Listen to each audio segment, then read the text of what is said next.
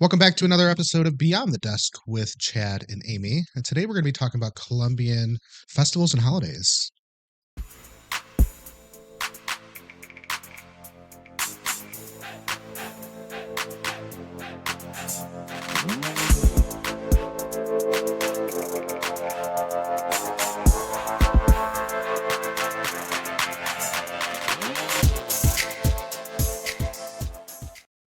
Hello, my dear. Hello, sweetheart. How are you? Good. I'm ready to celebrate. Same. Yeah. Yeah. Celebrate what? I don't know. Coffee clinks. Let's do one of those. Today we are doing Cheers. coffee because it is one of those days. It is below zero outside with the wind chill here in Michigan. Yeah, this is the weather I don't look forward to anymore. Right. And it didn't hit me until last year. I've lived in Michigan now for it'll be 25 years, I think, this June. No kidding. And just last year was I like, yeah, I don't want this cold ass weather anymore. Yeah. Over it. So I love driving in the snow. I don't like being out in the snow. Mm-hmm. We can't even shovel right now because it's frozen. Like the snow is frozen. Sadie's paws got hurt when she was trying to walk to go potty. She's stunned every step she takes because she hits the surface and then and then it drops on her. Right. Yeah, poor girl. But that poor girl has a bag full of treats right now and is just in heaven. So speaking of treats, we're going to be talking about holidays. Yeah. And festivals, Mm-hmm. which Colombia has a ton. Lots of reasons to celebrate, and we're going to go over a few of them.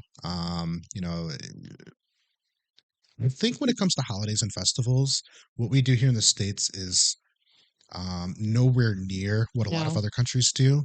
And I think the best word to describe that is vibrant. It is just a different feel. And we also have a lot of different cultures here. Yeah. And Colombia has one of the highest quantity of public holidays. Sure does. Right. And public holidays meaning like stuff shuts down and they celebrate and they honor and they and that's huge. That's really cool because it's just a different culture there. So we're going to jump into some of that. So let's kick it off with some holidays, and we're not going to go through every single one of them because there's so many. There's 18 of them. There's just so many of 18 them. public holidays. It's one of the highest in the world. Yes. So I'm going to let you kind of drive this because what I see is a list, and I don't know which ones you want to really kind of highlight for today. Well, there's a diversity of them, just a total abundance of them as well. And, they have the New Year, just like we do. And it's called Año Nuevo, New Year's Day, January 1st, same as us. It is a big time. A lot of people in Colombia will travel elsewhere to celebrate, like Barranquilla or Cartagena or somewhere beach or somewhere like that. Like a holiday, a holiday. Yeah. As they say overseas holiday, but like vacation. Right. But it's pretty dead in the streets. So you can either just stay home and enjoy the lack of noise and the lack of traffic because Medellin is heavily, there is air pollution there. That'll be an interesting thing to lots of cars adjust to because you kind of, let's say you're somebody who's not part of the 90% that are religious, 90% Catholic, right? So you've got like the strong majority, right, that are going to be celebrating all of these religious style holidays, which means, like you said, the streets might be shut down, people might not be there, everything might be quiet. But what do you do? Right. When it comes to shopping, when it comes to your day to day, is that going to affect that? And that's something you're going to have to pre-plan for. Yeah, we'll have to find out, truly, because in Medellin, we're not going to be in Medellin, right? We're going to be in Sabaneta. So, Sabaneta is a much more Colombian atmosphere, culture, where there's a lot of expats and things in Medellin. I can tell you when I was in Spain, felt like the world shut down during siesta, which, and then everything opened back up at night. But if you were the type of person who wanted to eat dinner at 4:00, that wasn't an option. Yeah, 4 to 6, they shut down. Yeah. It was not an option. Right. You ate much later, or you figured it out much earlier, or you ate at home. but you couldn't go out for dinner at 4:30, 5 o'clock. Yeah. Nothing was open. And that was something that took some adjusting because it was everywhere. I traveled the coast and it was everywhere. Every single city we stopped in, it was quiet. So that's what it is. Pharmacies, Oh, wow. like Yeah. everything was closed. We'll see what happens when we're in Sabaneta and see what happens between that 4 to 6. I do know they have siestas there as well. Right. Which I think is brilliant. I think it's great. It's just as a country, citizens of a country that doesn't participate in that, Right. there's going to be some adjustment Oh, with that. yeah. So they have the Epiphany, Dia de los Reyes Magos. It means Epiphany. It's January 8th. It commemorates the visit of the 3 wise men. Yep. So a lot of these are religious holidays, and there's so many. The next one is for 2024 is March the 25th, and that's honoring Saint Joseph. So that's Saint Joseph's Day. And then yet they have Good Friday on April the 29th, and then their Labor Day is actually May 1st, and that is International Workers' Day. So I did not know that. That was kind of new. Makes a lot of sense for the term Labor Day. Right. Yeah. And I think that is a very cultural day of remembrance for them because, Colombians traditionally have really gone through it. Since the Spanish decided to come in, you know what I mean? Which leads you to the Declaration de la Independencia. Yes. Which is their Independence Day. Yes. Celebrating Colombia's independence from Spain. Correct. So when they were they were their own selves, which is huge. And when I look through this list, what I do is I say, is it religious or is it something else? Yeah. And it's very highly skewed on the religious side, which Correct. nothing wrong with that by any means. I think it's great to have something to believe in and support and celebrate. But there are also your Independence Days. There are your days of celebration that are not religion driven, and I think it's good that there's a mix of both. Right. I found it interesting that our Independence Day is July 4th. Very close, right? And theirs is July 20th. Very close. This year. Then there's the commemoration of the victory of the Battle of Boyaca in 1819. I don't know the history around that, but clearly it's a big deal because they're celebrating it in August. And then the Assumption of Mary, August 19, it observes the Virgin Mary's Assumption into heaven. There are so many. October 12th marks Christopher Columbus's arrival in the Americas, so they celebrate that. There's All Saints in Christian theology, so there's All Saints Day. Independence of Cartagena, November 11th. Feast of Immaculate Conception, December 8th. And then Christmas Day. Excuse me, still that lingering cough is here. But I want to take a minute and I want to talk about their Christmas in Medellin, Sabaneta, and all over Colombia. It is a magical time. There is a lot of tourism that happens there at Christmas. It is renowned for its spectacular light displays, the decorations, and it really brings tourists in from all over the world. Last year, I think Medellin alone had over 1 million visitors. That's huge. That is huge compared to, the last 20 some years, right? So I know in Sabaneta, in Parque Sabaneta, they build like a tunnel and it is curved like an arc. And there is just a whole light display as you go through it. Cool. They have, the trees in Parque Sabaneta. And you walk through it. You don't drive through it like you would in America. Right. You walk through it. Well, everybody's walking there. And there's local food everywhere. That's a little jab from the Daytona thing that... oh, gosh, your dad. So we were down at Daytona, and the Daytona Speedway had a Christmas light show, and you drove through it. So it's just kind of... I mean, Florida, that's where all the seniors... It makes sense, right? Sure. But that's also the American way. Yeah. We have Heinz Park is the same way. Heinz Park. Yeah. Yeah, same way. So a lot of walking, a lot of people, a lot of foods, a lot of different handmade items that vendors are selling in the park. All the restaurants are open, not on Christmas Day, but leading up to Christmas Day, because on Christmas Day, it all shuts down. Good. Absolutely. And it is, everything shuts down. Everybody's off from work.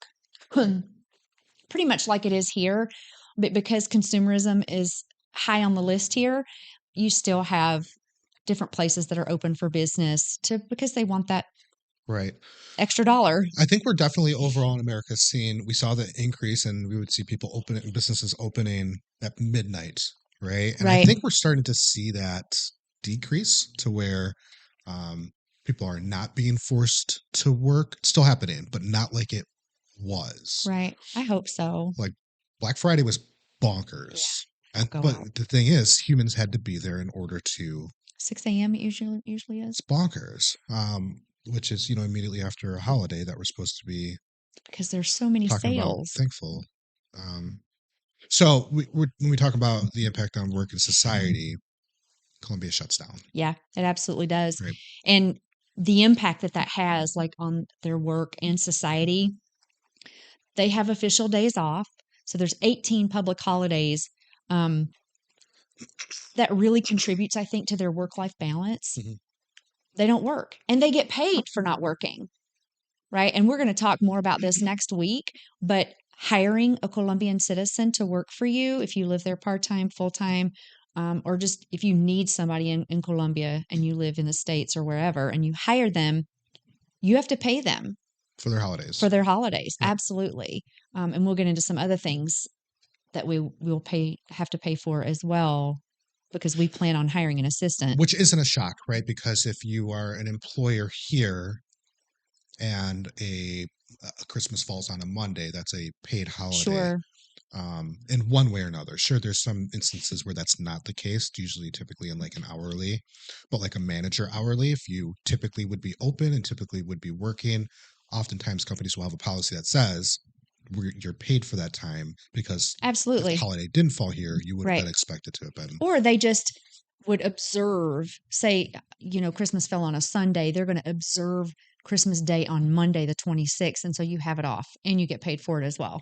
So I want to, well, the last part is yes, there are holidays that are about, a lot of them are religious driven. Yeah. But I think at that core is families getting together and celebrating together and honoring together. In order for things like that to happen, and this is a assumption, which usually would make an ass out of me, but I'm assuming what that means is oftentimes because they're so rich in their culture and their beliefs that family doesn't branch out like we do, right? I'll give you an example. I have a sister in Georgia, I have a sister in Iowa, and I have a sister in Atlanta, Tennessee. Oh, yeah. Right? Is that where Tiffany is? Atlanta, Tennessee, and Iowa. Where in order for us to all get together, we are coming from all over the country, essentially, right? So we only celebrate like major and like once a year, maybe twice a year, we're able to see each other. Where my assumption is folks don't branch out quite as much. Because of the values. They love where they are. Home is home. We support each other. We take care of our elders, grandma and grandpa live with us so that we can all celebrate. Right. So I think with 18 holidays and festivals and all that, I think that you're probably going to have more instances of families being together, doing those celebrations together, honoring together, praying together, celebrating food, right? Where I don't think we are as used to that. Like we love that Thanksgiving and Christmas every other year, we're able to get the kids in, right? But if we had 18, I don't know that we would love that. I was raised with that. I mean, we would get together for potlucks over the summer and everything at my grandmother's house and even at my granny's house. So every Sunday after church with her. So I did grow up with a lot of that. But when I moved from North Carolina to Michigan, I left all that behind. Like I don't really do that anymore. And unfortunately, my children don't get to grow up with that either. That's how I was growing up. I didn't have that. Yeah. I had Thanksgiving and Christmas, and we were lucky if we had that. Yeah. Or we saw our family. And my belief around that is family's very important. And Logan and Tessa are probably going to be taking care of us one day. So be nice. They better. Be nice. So I feel like it's really, really important. Family's important. Yeah, I totally respect that. I think that's phenomenal. And when family starts moving away to different parts of the country, it makes it more difficult for those things to happen. It does, but I also think that to make the effort to go and see them or them to come and see you, whatever it is, if you want to alternate years, whatever it might be, because family is truly, truly important. And hopefully you get along with all of them. Yeah. That's not always the case. Let's jump into festivals and celebrations, because we're going to talk about both. Like, we went through a list, didn't hit every single one of them, but we went through a list of holidays, and we found that the majority of them are religious based, and there are some that are national days of remembrance and celebrations. But festivals, Oh my gosh. So some of them go along with the holidays, some of them don't. I can't wait to witness the one called Flores. Uh, it's a flower festival in Medellin. Fiesta de las Flores, yeah. Yeah, Fiesta de las Flores. Oh yeah, didn't see that. So what makes Fiesta de las Flores in Medellin so unique and culturally significant? Well, it's a very important event in Colombia, especially they say it embodies the values of the people of Antioquia, which is the region, which is Sabaneta, Envigado, Medellin. So, oh my God, this festival, so it goes all the way back to 1950. And it was a celebration to honor Medellin's flower growing heritage. It has the ideal climate. It's called the City of Eternal Springs, and it's the major center, where they grow flowers. Can you take a guess of how many? I mean, I'm going to throw one at you here. Stumped already. Are you? Yeah. So orchids. Okay. A very pretty flower. It's beautiful, but it's not just one orchid. I'd probably say dozens. Over 4,000 holy cow types of orchid species are known just there? In Colombia. In Colombia, and Medellin is one of the places. They're also known for carnations and roses, but their orchids are it. And I think that's crazy. So we can't do it justice. No. So absolutely, after you finish this episode, go onto YouTube and search this festival. Let me see if I'm going to say the word right. Intricacies. How intricate the flower arrangements actually are. Like, it's not just like a bushel of flowers. These are like well thought out arrangements. Yeah. Right. These are big deals. How about YouTube? Watch some videos, because there's some videos that people have done walkthroughs. Go to Google and just search it, and you will see images of these stunning arrangements. And pre-pandemic, it was huge. Then the pandemic hit. Granted, nobody was in the streets, and Medellin in particular was really on lockdown. Their mayor at the time did a very, very good job, with all of that.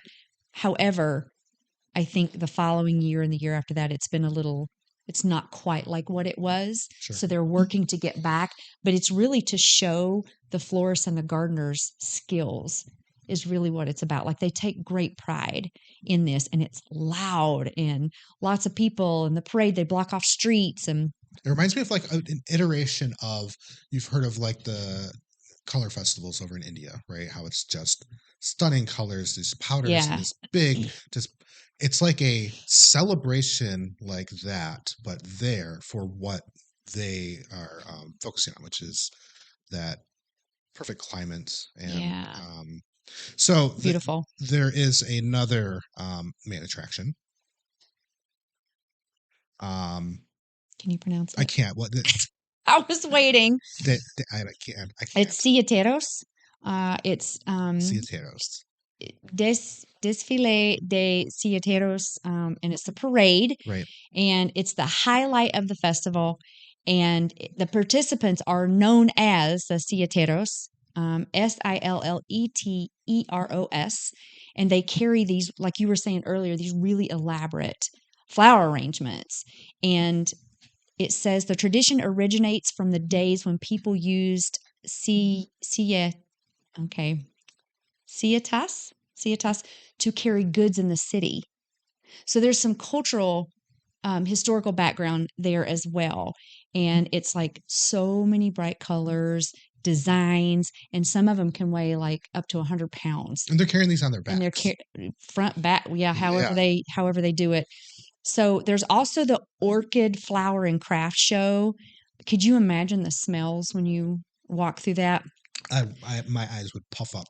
Oh yeah, you're so allergic. That's right. So I just have to prep with some double dose of drugs. Yeah, I do. I have allergies, so I have to take allergy medicine. You do. But I have a really good regimen, at least for the allergies that I've adapted to here in the States, in northern Michigan or southern Michigan. I wonder what it's Michigan. going to be like when we. Well, it's going to be different because country. my allergies when I lived in Georgia were very different. And actually, so before I moved to Georgia, my sister had cats.